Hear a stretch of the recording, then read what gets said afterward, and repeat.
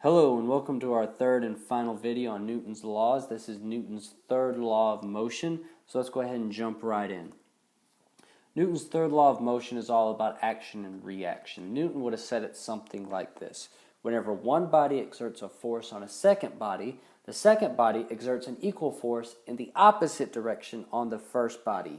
This pretty much says for every action, there's an equal and opposite reaction.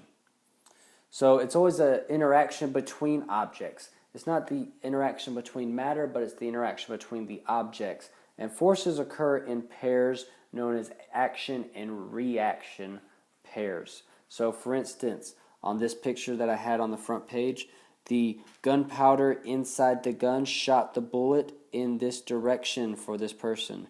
But because there is an action shooting the bullet to the left, there is a reaction where the gun pushes back on the person in the opposite direction. So this is an example of an action and reaction pair.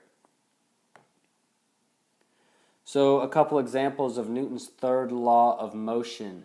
If you're standing on the floor, you push down on the floor, and the floor actually pushes back on you with the same amount of force.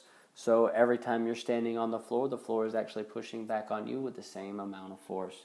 Also, if the bug hits a windshield on a car, the windshield also hits the bug.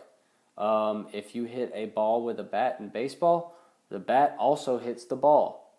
So there's always an action and then there's a reaction. So there's always two things, like something like that. For instance, if you push against the wall pushes back against you with the same amount of force. And also, if you're kicking a football, a person is much more massive than the football. So he or she experiences very little acceleration when they kick the football. But because the football is much less massive, it experiences a much greater acceleration, which is why the football flies through the air and we stay on the ground, because we are more massive and the ball is accelerating. So the action and reaction pair between us and the ball is that the ball will go farther than we will because of the mass of the ball. And a quick overview on Newton's three laws. The first law is all about resistance to motion or inertia, and it involves zero net force.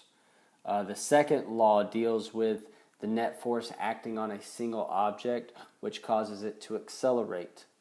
And the third law is all about action and reaction forces between objects and their interaction with each other. And that is Newton's three laws of motion.